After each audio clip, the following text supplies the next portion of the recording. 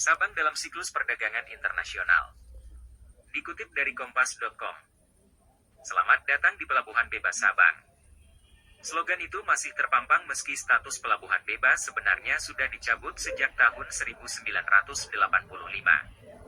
Bagi masyarakat dan pemerintah Kota Sabang, mungkin ini sebuah harapan atau bisa juga sekadar mengenang bahwa Pelabuhan Sabang pernah punya nama sebagai pintu gerbang Indonesia pada masa kejayaannya 2 abad silam. Sabang secara historis memang dikenal karena pelabuhannya. Pada abad ke-19 dan awal abad ke-20, Teluk Sabang telah melayani kapal-kapal besar dari benua Eropa, Afrika, dan Asia.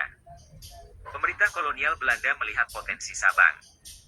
Tahun 1881, Belanda mendirikan Colet Station di Teluk Sabang yang terkenal dengan pelabuhan alamnya. 2 tahun kemudian, Belanda mendirikan Aceh Associate oleh Factories van de Nederlandse Handelmaatschappij, Factory of Netherlands Trading Society, dan De Lange Co di Batavia, Jakarta, untuk mengoperasikan pelabuhan dan stasiun batubara di Sabang.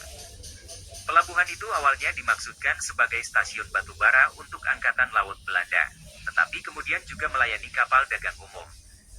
Sebelum Perang Dunia Kedua, Pelabuhan Sabang sangat penting dibandingkan dengan Singapura.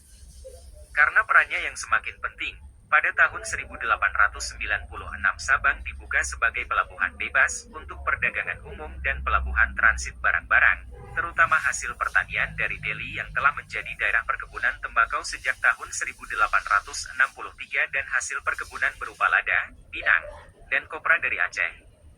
Sabang pun mulai dikenal oleh lalu lintas perdagangan dan pelayaran dunia. Tahun 1903, C.J. Karel van Aalst, sebagai Direktur NHM yang baru, mengatur layanan dui mingguan antara Pelabuhan Sabang dan negeri Belanda, melibatkan Stoomvaartmaatschappij Nederland, Netherlands Steamboat Company, dan Rotterdamse Lloyd. Dia juga mengatur suntikan modal penting bagi Sabang Maatschappij dengan NHM sebagai pemegang saham mayoritas. Pelabuhan Sabang terus berkembang hingga akhirnya masa kejayaan merosot setelah tahun 1985. Status Sabang sebagai daerah perdagangan bebas dan pelabuhan bebas ditutup oleh pemerintah RI melalui Undang-Undang Nomor 10 Tahun 1985.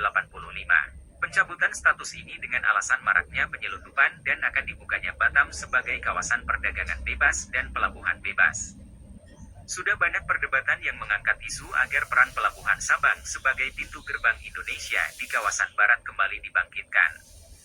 Yang terjadi sekarang, PT Pelabuhan Indonesia telah menyerahkan aset kepada pemerintah Provinsi Aceh melalui Badan Pengusahaan Kawasan Pelabuhan Bebas Sabang, BPKS.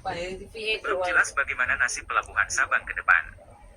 Sementara itu, Batam yang digadang-gadang pemerintah pusat sebagai pintu gerbang di Selat Malaka tak menunjukkan perannya. Secara geografis, sebenarnya posisi Sabang lebih strategis dibandingkan dengan Batam. Sabang terletak di pintu bagian barat Selat Malaka yang dilintasi 50.000 hingga 60.000 kapal setiap tahun. Kondisi alam Pelabuhan Sabang juga lebih mendukung. Bagi kapal-kapal besar, syarat kedalaman laut menjadi